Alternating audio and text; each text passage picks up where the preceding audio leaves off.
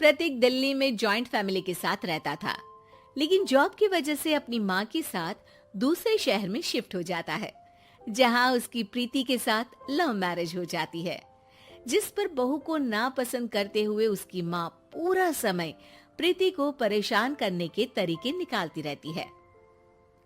प्रीति, कहाँ हो? सुबह का नाश्ता दोपहर में खिलाओगी क्या? इसमें प्रीति और प्रतीक ऑफिस जाने के लिए तैयार हुए कमरे से बाहर आते हैं, जिसे देख सास प्रीति पर भड़कने लगती है। महारानी, तुम सुबह सुबह तैयार होकर घर का सारा काम छोड़कर कहाँ चल दी? जी वो ऑफिस। हैं? तुम ऑफिस जाओगी तो घर में जो सफाई, नाश्ता, खाने का काम है वो क्या मैं करूंगी? माँ, मैंने उससे वादा किया था कि वो जॉब कंटिन्यू कर सकती है। अरे वाह जी वाह, दोनों आपस में सलाह कर फैसले ले लिए। मैं क्या यहाँ बेवकूफ बैठी हूँ? मुझसे पूछना किसी ने जरूरी नहीं समझा? मम्मी, आप फिक्र ना करें, मैं आज ही रेजिग्नेशन दे दूंगी। प्रीति ऑफिस के लिए चली जाती है और अगले दिन से जॉब छोड़ घर के कामों में लग जाती है, लेकिन साथ ही उदास भी रहने लगती है, जिसे देख प्रतीक को अच्छा नहीं लगता। मुझे पता है तुम्हें अपनी जॉब कितनी पसंद थी। आई एम सॉरी प्रीति। अरे कुछ नहीं होता, बस मम्मी खुश रहनी चाहिए। अब प्रीति अपनी सास को खुश करने और उनका दिल जीतने की जी तोड़ कोशिश करती रहती है, पर सास कभी उससे सीधे मुंह बात तक नहीं करती। इसी तरह दिन बीतने लगते हैं। एक शाम प्रतीक ऑफिस से परेशान घर वापस आता है। माँ, चाची का फोन आया था। दादी की तबीयत बहुत खराब है, हमें दिल्ली जाना होगा। पति की बात सुन प्रीति तो पैकिंग शुरू भी कर देती है, पर माँ वहीं बूत बनी खड़ी रह जाती है। लगता है मम्मी अपनी सास से बहुत प्यार करती हैं, तभी उनके बीमार होने की खबर सुन शॉक में आ गई। ये प्यार नहीं, परेशानी है। तुम तो ऐसे सोचो कि अब से जब तक दिल्ली में हो तुम्हारे अच्छे दिन शुरू। अच्छा, ऐसा क्या है दिल्ली में? वो तुम्हें कुछ ही घंटों में पता चल जाएगा। सास के रिएक्शन और पति की बात से कंफ्यूज्ड प्रीति दोबारा पैकिंग में लग जाती है, जिसके बाद कुछ घंटों का सफर तय कर तीनों दिल्ली पहुंच जाते हैं, जहां घर के अंदर पहुंचते ही लोगों की भीड़ देख प्रीति परेशान हो जाती है। हे भगवान, इतनी भीड़! प्रतीक, कहीं तुम्हारी दादी को कुछ हो तो नहीं गया ना? पागल, ये भीड़ नहीं, मेरा परिवार है।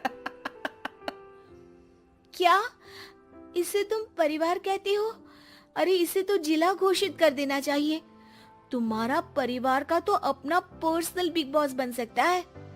हैरान परेशान प्रीति परिवार वाले सदमे से बाहर निकली भी नहीं होती कि सिर पर पल्ला रखे शांत तरीके से सबके साथ बात करते हुए अपनी सास को देख उसे दूसरा सदमा लग जाता है। हाय राम, ये मम्मी का ऐसा भी कोई रूप है? ये तो मुझे पता ही नहीं था। ये तुम्हारी सास का ससुराल है। तभी प्रतीक की बहन बोल पड़ती है, यहाँ आपको ऐसी ऐसी चीजें देखने मिलेंगी जो सपने में भी सोची नहीं होंगी। हाँ, ये कुछ दिन तो बहुत इंटरेस्टिंग लग रहे हैं। सब एक साथ दादी के कमरे में जाते हैं, जहाँ पहुँचते ही उसे दादी की आवाज सुनाई देती है। ये रे, सास से मिलने की फुर्सत मिल गई। दूसरे शहर जाकर छूट क्या मिली, तुम तो भटकता पंछी बन गई। इतने समय में ये तक नहीं पूछा कि जिंदा भी हूँ या मर गई। प्रीति की सास अपनी सास के पैर छूती है। अरे कैसी बात कर रही है मम्मी, आपको तो मेरी उम्र भी लग जाए। अरे बस कर, ये झूठी उम्र देने वाली बातों का दिखावा ना कर। तेरा बस चले ना तो जो मेरी बची कुची जिंदगी है वो भी अभी खत्म कर दे। अरे बहू कहाँ है? इस पर सास प्रीति को दादी से मिलवाती है। दादी प्रीति को बहुत प्यार देती है।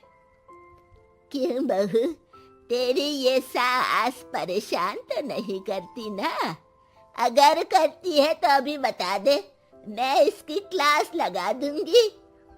अरे कैसी बात कर रही है माँ जी, भला मैं क्यों किसी को परेशान करूंगी। प्रीति अपनी सास का ये रूप एंजॉय कर ही रही होती है कि तभी चाची वहां आकर प्रीति को अपने साथ ले जाती है। सास की क्लास लगते देख जो खुशी मिल रही थी वो तुम्हारे चेहरे से साफ पता चल रही थी, इसीलिए ले आई, क्योंकि अगर उन्हें पता चल जाता तो तुम्हारी खैर नहीं थी। थैंक यू चाची जी। चाची और प्रीति घर में झूले पर बैठी बात कर ही रही होती है कि उसकी सास भी वहां आ जाती है। मतलब यहाँ सारा काम मैं करूं और तुम बैठी हंसी ठिठोली करो? अरे चलो जाओ खाना बनाओ। सास प्रीति को डांट कर काम करने भेज देती है, जिसे दादी देख लेती है और एक बार फिर सासू माँ की क्लास लग जाती है, जिसे पूरा परिवार मजे से खड़ा होकर देखने लगता है। क्यों रे, मैंने तुझे काम बोला और तू उस बच्ची को परेशान कर रही है। सास की कोई इज्जत रह गई है इस घर में या नहीं? यहाँ खुद की सास होते हुए भी ज्यादा बड़ी बन रही है। अब नहीं मम्मी जी, मैं तो बस थोड़ी मदद के लिए बोल रही थी। सास रसोई में जाकर काम करने लगती है और दादी प्रीति को लेकर वहां से चली जाती हैं। इसी तरह एक हफ्ता बीत जाता है, जिसमें दादी अपनी बहू को डर, इज्जत और प्यार का फर्क समझाती रहती है और प्रीति उसका मजा लेती है। वापस जाते हुए दादी प्रीति और उसकी सास दोनों को अपने पास बुलाती है। मेरी बहू जिद्दी और अड़ियल है, इसलिए उससे हमेशा सही काम करवाने के लिए मुझे सख्ती करनी पड़ती है। लेकिन तुम्हारी बहू अच्छी है, तेरी खुशी के लिए वो अपनी जॉब और सपने भी छोड़कर घर में बैठी है। अपनी बहू के साथ प्यार से रहो।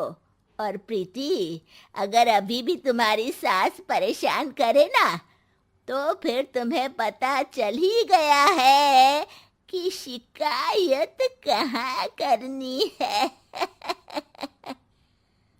जी, अपनी सास की ससुराल में उनकी सासू माँ के पास।